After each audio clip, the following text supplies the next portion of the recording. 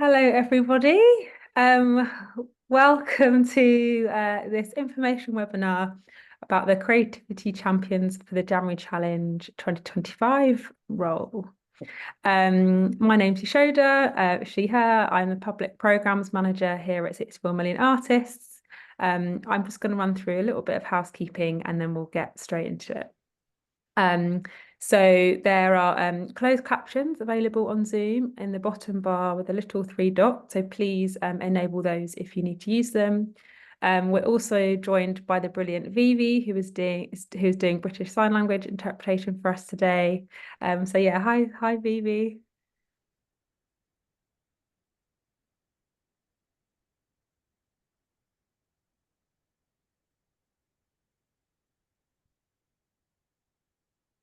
Great, thank you.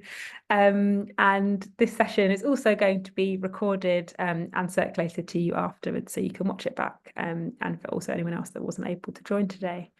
Great, we're going to get straight into it. I'm going to pass over to Jemima, who is going to share a bit more about why we're here and who we are. So yeah, over to you, Jemima. Thanks, Yash. Hi, everybody. My name is Jemima Frankel. My pronouns are she, her. It's very strange not being able to see you all, but hello. I trust that you're out there and that you're having a good Wednesday so far. So I am the head of public programs at 64 Million Artists. Who are 64 Million Artists? What are we all about? 64 million artists believe that all 64 million and counting people across the UK are creative. And when we're talking about creativity, we're talking about everyday creativity. So that everyday human quality that keeps us going and growing. We are creative when we prepare food and engage in conversation and imagine new solutions, new ideas for ourselves and for the world around us. We believe that everybody is creative, and what we're really interested in is the relationship between creativity and change, how creativity can impact change in our own lives, for our well-being, for our mental health, for our sense of self, and also in the world around us. So creativity is a tool for activism and community building and culture change. We do our work in all sorts of ways. We run big leadership programs. We work with partners on partnership programs, but Yashoda and myself work on our public program, which is our free participatory program that we put out into the world. It's our campaigning work. And the idea is that there is an opportunity for anybody and everybody to get involved, explore their own creativity and to champion creativity in their local community, whether that's local at work or at home. What is the January Challenge? The January Challenge is our flagship campaign, is how we all began. The idea is simple. It is 30. Sorry, Jemima, to interrupt you. I'm really sorry. We've just Yeah. had an inquiry from Amy who isn't able to see Vivi. And I Okay. have to double check, Amy, I've just answered your question in the Q&A. So I've pinned and spotlighted Vivi. So please do let me know if you're able to see her now. I'll just wait. I just want to pause there Great. until Thanks, Yash. it's okay.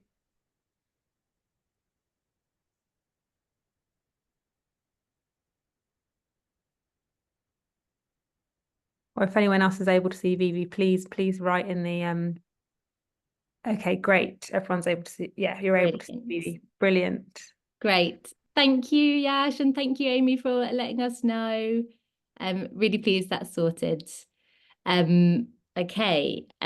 What is the January Challenge? It's where we began just over 10 years ago now. It's our flagship campaign, and the idea is simple. For each of the 31 days in January, there is a new, always quick, always accessible, always playful, and importantly, always free creative prompt to engage with.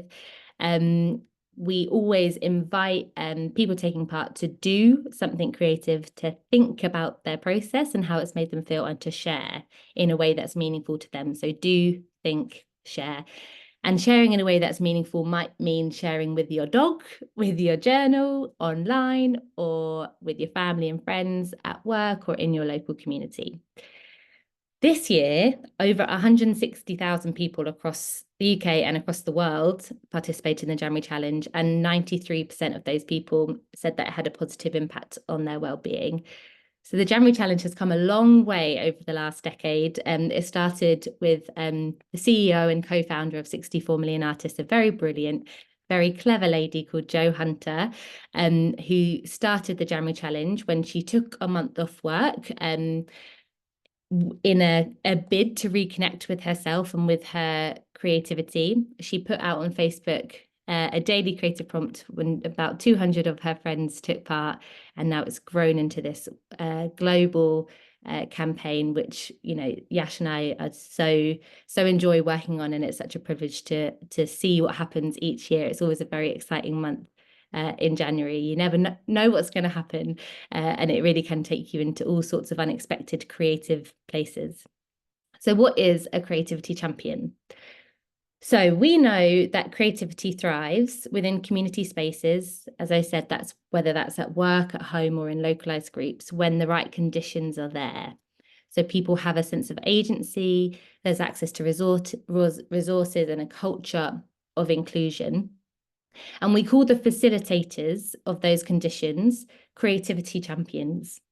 So they are the people that work with people. They are the playmakers, the movers and shakers. And it's a broad term. So everybody here today, including us, are creativity champions. They're people that understand the role of creativity and the impact that creativity can have in our lives. And 64 Million Artists, our job as part of the public programme is to connect and network and resource those creativity champions to do their great work and to learn from each other.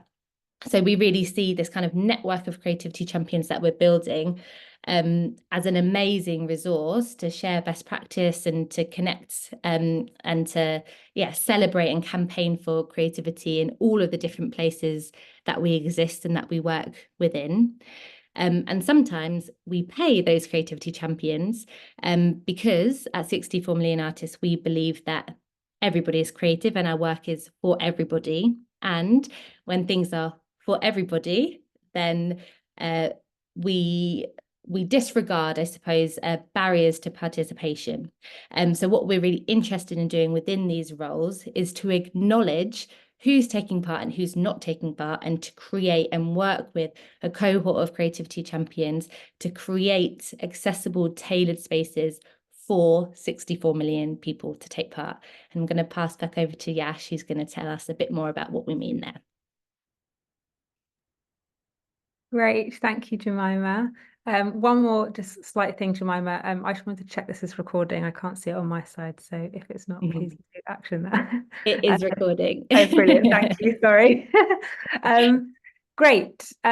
So yes, like Jemima's touched on there, the January Challenge is for everyone, but yeah, when we know it's for everyone, with that kind of disregards barriers to participation. So the programme we co-create with creativity champions to create these tailored spaces for groups to take part. And we know that, yeah, creativity looks different for everybody, shows up in different places, has different impact for everyone. So it's, yeah, January Challenge is a celebration of the difference, but also us coming together to learn from each other and connect with each other. And so what happened last year and kind of the why, I guess, is so, yeah, I say last year, January this year, we co-hosted over 30 events and training sessions and workshops with over 1,700 people coming along and taking part in England, Northern Ireland, Wales, Scotland. And like Jemima says, we don't know what's going to happen yet because we are going to, co-create that programme with the new Creativity Champions. So in terms of, what happened and why, as an example, I've got two examples here of creativity champions that we worked with, both who set creative prompts that went into the January Challenge programme that then anyone and everyone could take part in. But alongside those prompts, they ran group activity and events for tailored groups.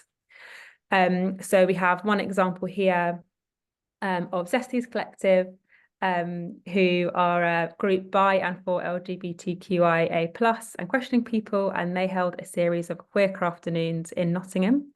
And so they did a series of sessions every Saturday in January where people could come along and get creative together and take part in the different prompts alongside the one that Zesties Collective set as part of the programme. And another example here is Ava Ryber Williams, who inspired by the creative prompt she set in the programme that was to sing. She led a Pan-African celebration and singing circle.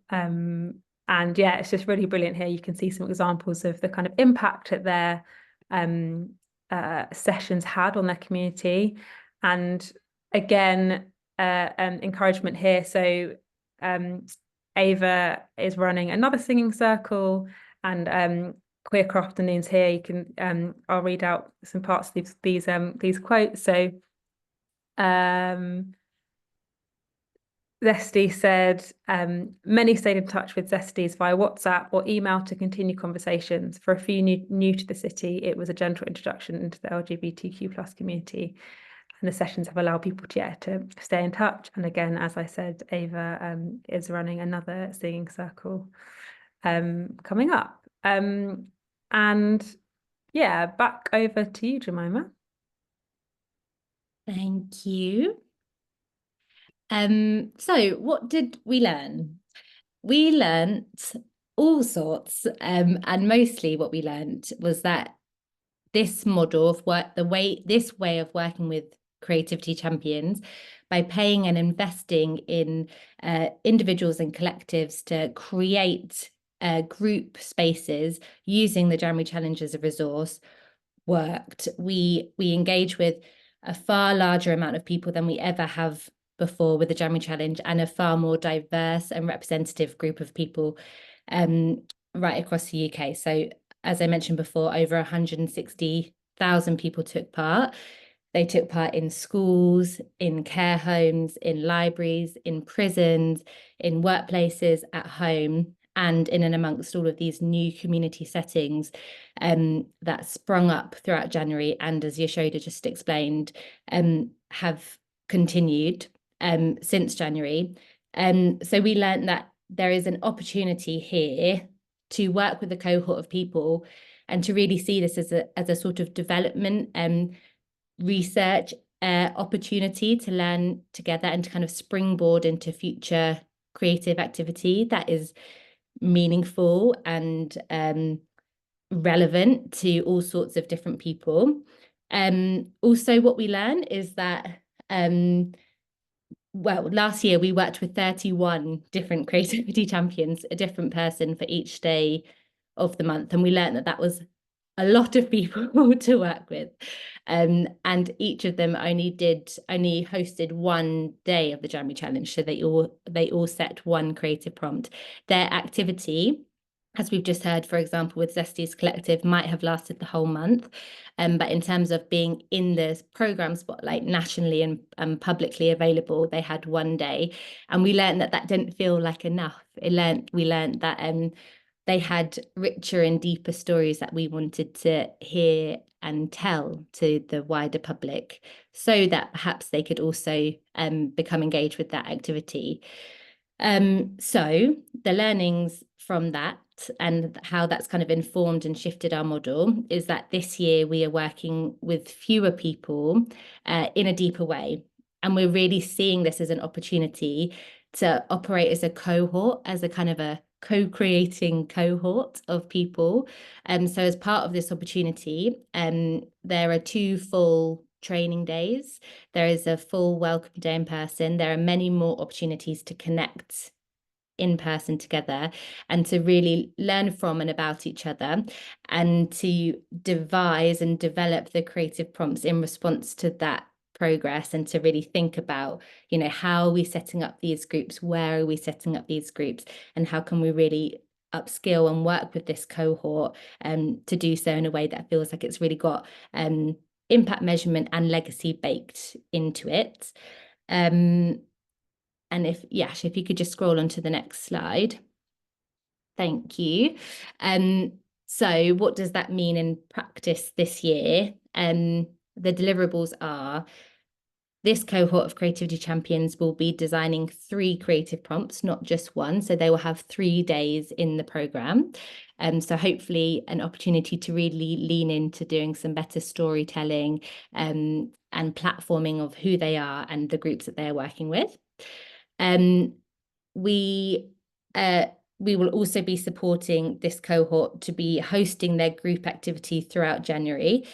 That might look like a WhatsApp group. It might look like getting together every Tuesday evening in your local village hall. It might look like one bigger event for a community that you're working with. Your group activity is yours to design and develop, because you're the experts and you're the people. You are the creativity champion, you are the group leader, but you'll always do that with support from us and with support from your cohort.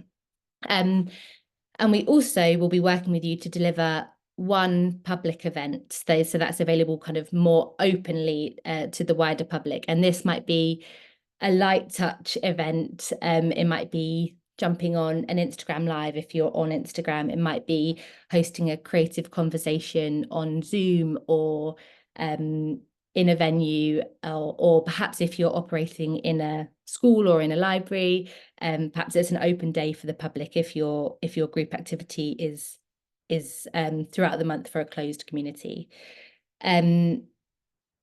As I'm talking, I'm aware that there might be questions that are coming to your mind. There is a Q&A function on the chat. So if you do have questions, please do put them in the Q&A chat here. At the end of this as well, we'll come to some of the questions that have already come through to us when you signed up. But hopefully that's clear in terms of what the deliverables are and what we've learnt from the previous time that we've been working with champions. Great, thank you, Jemima. So what I'm going to chat about next is the timeline. We had lots of questions about what those kind of 12 days of your time that we have written an application form involves. I'm going to chat through this. I'm aware there's lots of information on this page, so I'm going to chat through it bit by bit. And as I said, you'll receive this deck after the session, so you can have another look back at it. So these 12 days of your time will include designing the 3 creative prompts. We have 4.5 days in-person days, and then also the time planning and hosting your group activity alongside the kind of lighter touch public event that will happen during January. And kind of throughout this timeline as well, there'll be ongoing one-to-one support, check-ins, and a kind of forum again for you to connect. So you can see I've kind of laid it out here with some key months. So again, there were kind of in-person days that are listed with the dates in Welcome Day in July, 2 training and support days in September and October, which will cover access and inclusion principles, facilitation, marketing, peer support. Again, we kind of really want to to be able to just support you in whatever way you feel that you need.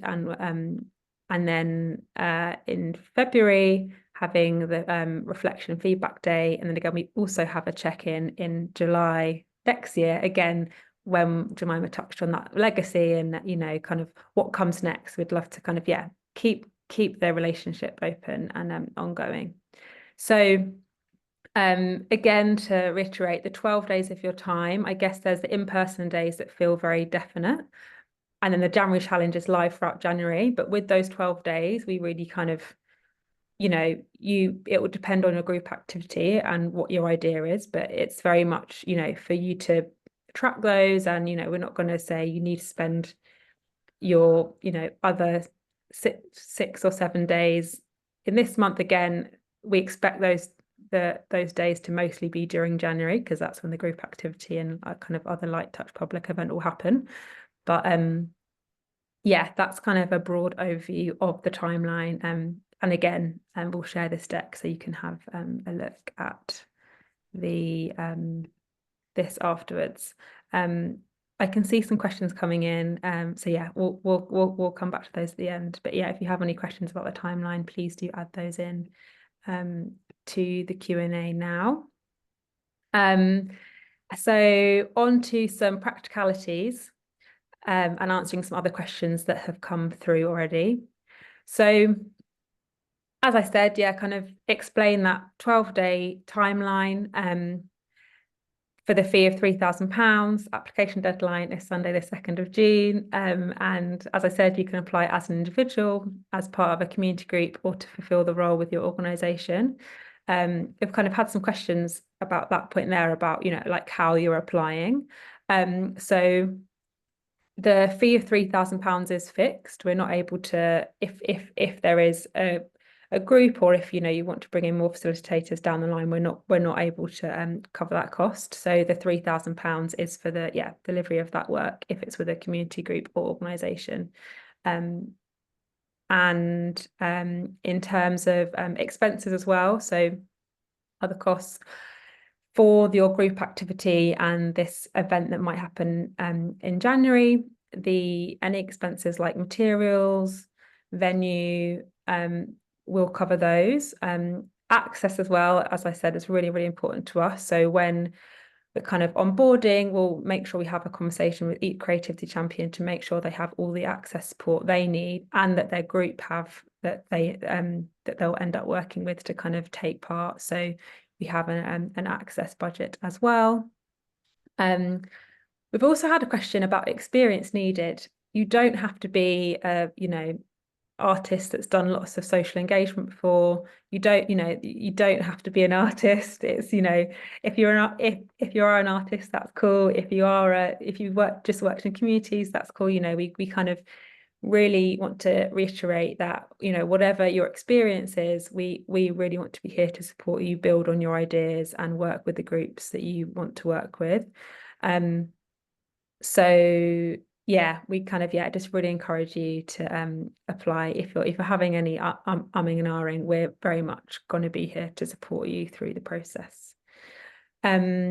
And types of group activity and events. And this question has come up a lot. I know Jemima's touched briefly on that. So in terms of the group activity, like we said, that might look like meeting in person in a local venue every Saturday, or it might be kind of an online WhatsApp group or forum, or an online Zoom session that you have with your group every week. And again, with the public event in January, that can be light touch, or it can be in person, or again an event that is online that's open for everyone taking part in the January challenge to join in, again making sure it feels appropriate and that you feel supported in that as well.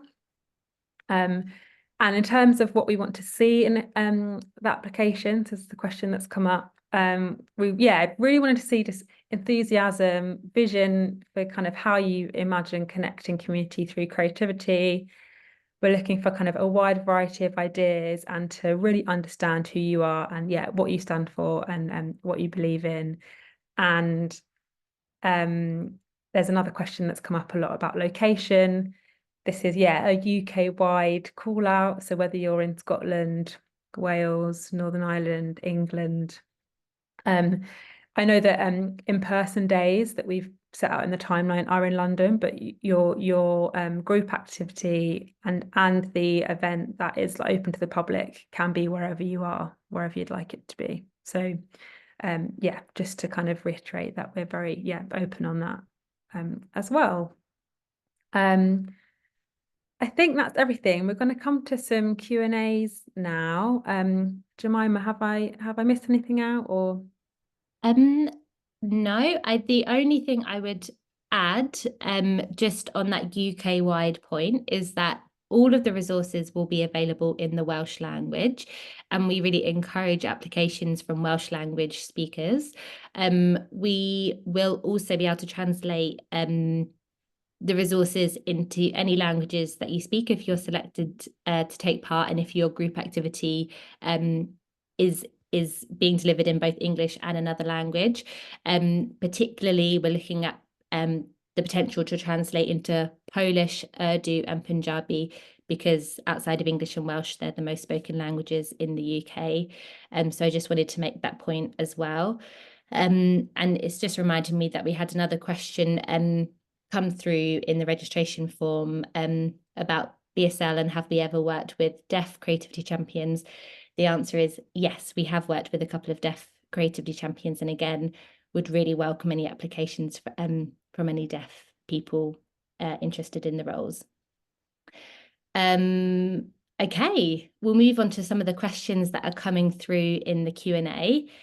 There are a few questions about travel expenses and the London meeting days, so I'll kind of answer those in one. So the in-person days, of which the dates are already set, will be in a venue in London. And your travel expenses, if you live outside of London, will be covered by us. And you say, yes, they will be face-to-face. They'll be located in London. Traveling costs are included.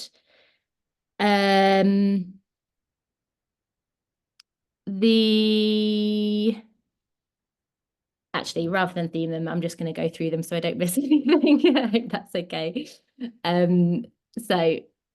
There's a question here. Do you have to be an established group already, or can a group be gathered specifically for this?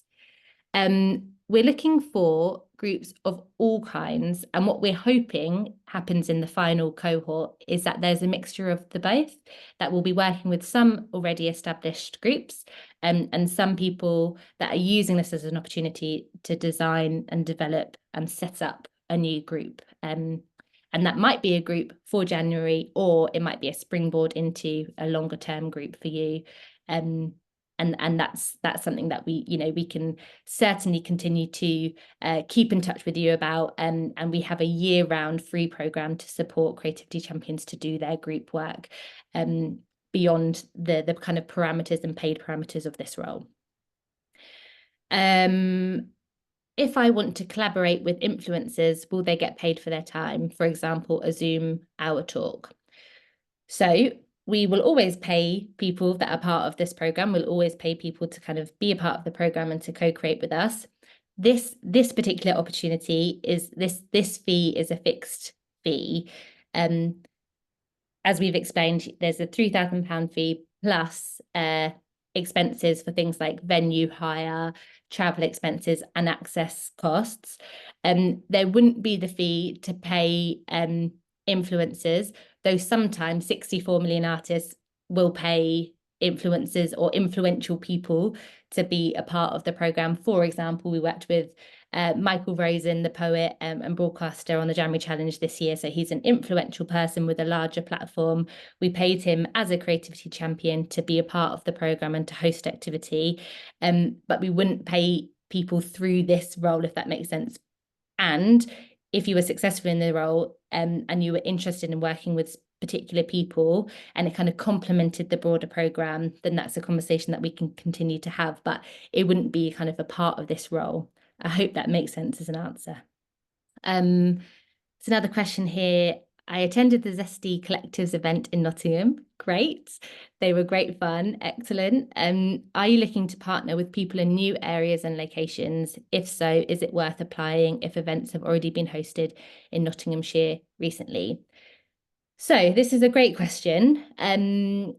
We are looking to partner with new creativity champions, but not necessarily like it because activity has happened in Nottinghamshire recently. That wouldn't be a no. Nottinghamshire is a big place, and we work UK wide, so that wouldn't have to stop you from applying again. But we are looking to partner with new creativity champions. Those SCs Collective will be a part of the training days because we're kind of bringing in some of the older cohort to support the newer cohort with tips and learnings from them. So they'll be part of the experience, but we won't be working them as a paid creativity champion again. But if you're based in Nottinghamshire, please still do apply. Ginny says, do you find that it's better to start a new group or working with an already established group? Again, that's totally up to you, and we're really looking for a variety of applications and a variety of groups. Of course, the role is only for 12 days, and a few of those days are already taken up with training. So if you're looking to set up a new group, we'd be looking at less activity, because there'd be a bit more of the kind of behind the scenes setup work. Whereas if there's an already established group, we can jump into activity, like perhaps more activity.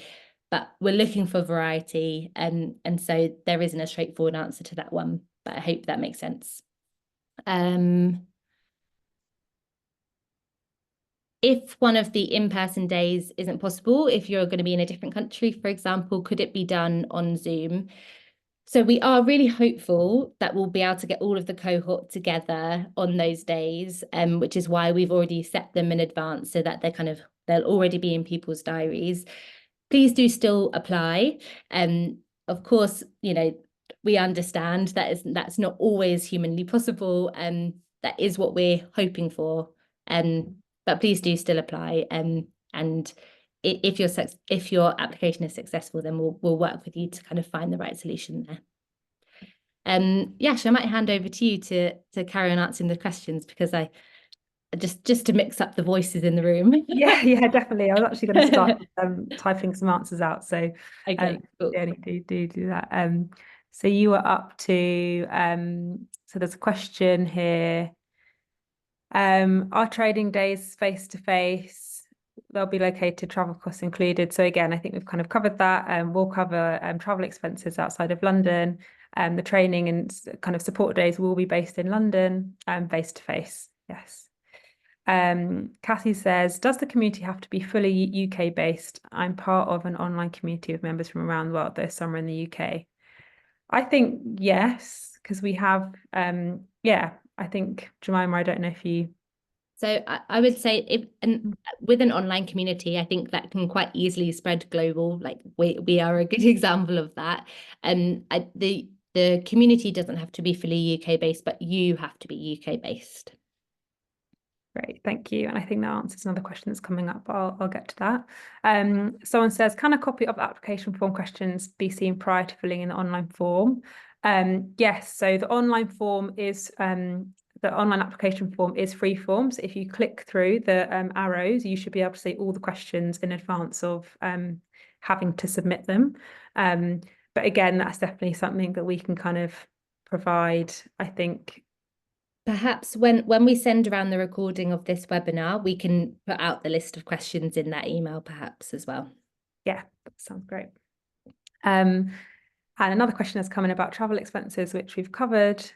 And another question around can the application be made as a partnership, i.e. one in the UK, one West African, and does that count as one creativity champion? Yeah, so that I imagine that would be if it's one application, if you're based in the UK, and the community might kind of be wider than that. But yeah, if you're based in the UK, that's kind of key factor. Rob says, I work voluntary at Centre for people with a range of physical neurodivergent issues. Would there be a good group to work with? Of course, yeah. I think, yeah, we kind of want to support you to work with a group that you'd like to support. And again, we would those access costs that we have will also be used for the group activity to make sure they can take part as comfortably and to feel supported as much as they need to. We've got another question that says, can the group activity be open to the local community, or does it need to be a specific group of people who commit to the full series of activities? For context, I'm talking about a small village as the community. I think that kind of would be up to you in terms of like how and who you'd like to engage. So it doesn't, if you'd like the group activity to be local to the open community, if it was a come along every Saturday to the venue, or if it's a specific group that already exists, like that's very much up to you and who you'd like to work with and who you'd like to kind of connect. Jemima, were you going to add something? I might just jump in on that one, yeah. So when we're talking about community. That's a vague word, community. And Yash and I were at a great talk on Monday where the guy talking referred to community as a verb, as a doing word, which we really, really liked. But when we're talking about community groups, we're talking about community connected by geography, by place, for example, the village that you live in, or by lived experience, or by interest. So we're looking for a variety of groups and group activity that kind of leans into all of those different ideas of creativity. So some will be quite fixed and quite closed and quite defined, and some there'll just be activity that you put out, for example, in your local village, and you invite people to come and take part without necessarily signing up beforehand or you knowing exactly who's going to come. So I hope that explains that a little bit further. It can absolutely be open to the local community. Great, thank you. Just going to see where I left off. Another question is, how many sessions would we need to organise with our groups? Again, this is something that we can work with you on depending on the group setting.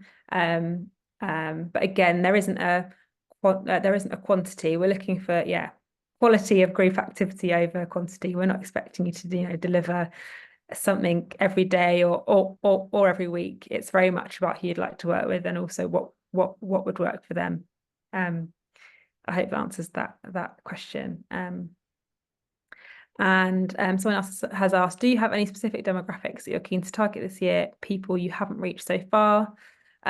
So groups that we are kind of always, working to engage with more are men in kind of our programs, and I think across the kind of creative and sectors, definitely men.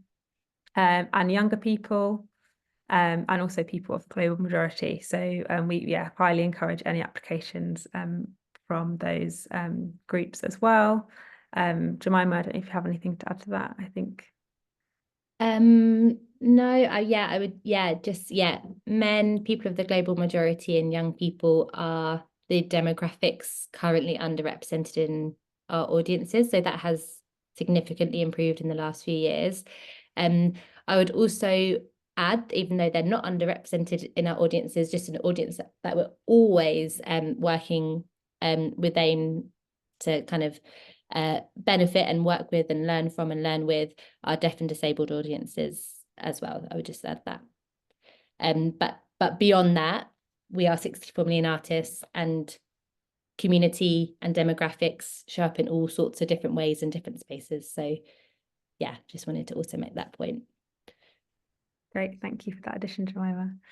And another question, there's a lot of questions here, so I think what we might try and do as well, and where I've got 5 minutes left, is maybe we can add some of them into the email that we'll send out after this as well. That's a great amount of questions. Yeah. Let me know if you want me to take over at any point. Sure, no, I can do if you will. Okay. Are you looking for a certain scale of group? Is there a minimum number of participants in our group we should be aiming for? Again, quality over quantity, I think that is something that we'll have a conversation about, but it doesn't, it's about people showing up and the quality of connection and engagement rather than bums on seats and numbers. So that's I hope that answers that question. There's not a number or scale that we're looking for. If you're working as part of a collective, the same person or people need to attend the live events, or can different people from the same group attend different dates? I don't see why not. I think again, maybe we could, because we'll have continuing kind of one-to-ones and ongoing peer and support from our team. I think as long as we kind of all communicate and fill in the loop, that's definitely something we can explore. Another question, you will get the slides after this session to read them through. Another question, as a sensory play artist, can I apply as a combined artist approach?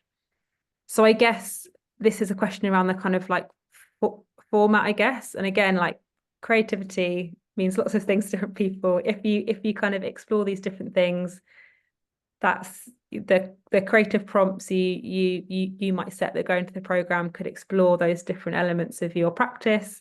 And yeah, I hope that answers that question, but we're not looking for a specific type of creativity or type, creativity is when we kind of rustle up food and pull it in our fridge. Creativity is different art forms. Creativity shows up in sport and in nature. Like that we're kind of very open to what creativity means to you and kind of sharing and platforming that. So I hope that answers that question. When we find out if we're successful, can we work with one group for one activity and a different group for the public event? So from memory, application shut on the 2nd of June, and you should find out the week commencing the 12th of June. So that's in that application form. So again, I can add that into the email after this.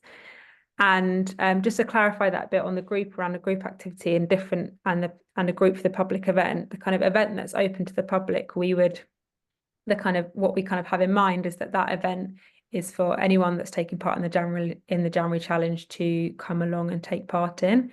But again, if that doesn't feel appropriate, we'd want to have that conversation and make sure that whatever you're delivering, you feel comfortable with. Yeah, I hope that answers that question. Jemima, do you want to take over the? Of course, yeah. Okay, great. Can this include intergenerational groups or families with young children? Yes, please. That sounds like a lovely group activity. How is 64 Million Artists funded? Arts Council, we're funded in all sorts of ways. We earn income with our leadership and our partnership work, and the work that Yash and I does is publicly funded at the moment via the Arts Council and Esme Fairbairn, and my job is fundraising as well. So I'm currently also writing lots of funding applications. But yes, this project is Arts Council funded, and Arts Council of Wales funded. Could you invite new people into an existing group to break down barriers, i.e. invite non-homeless people to join in with activity with a group of homeless people? That sounds like a really lovely group activity idea. And certainly something that 64 and the cohort and the training could help us to really work out how we do that in a way that is meaningful and has legacy embedded into it. Can you use some of the fee to pay someone else to support you in the activity? Yes, the fee is yours to kind of manage how you want to. If you are paying extra people, we would of course want to just meet them and get to know them, just from a safeguarding perspective. But yes, that fee is yours to use how you see fit. Will we have a set evaluation for groups to complete after the activity? Thank you very much for asking this question. This is perhaps something that we've not quite touched on yet. We work with a research associate called TALT, so that stands for There Is an Alternative, and they are brilliant people who are really interested in how do we meaningfully and creatively measure impact and evaluate our work. So they will be very much part of the training days, and they will really work with you as a co-researcher to evaluate the work that you're doing with your groups. I'm aware of time. We've still got quite a few questions. I'll answer the next two, and then we might have to answer the rest in the email just because I'm conscious of people's time.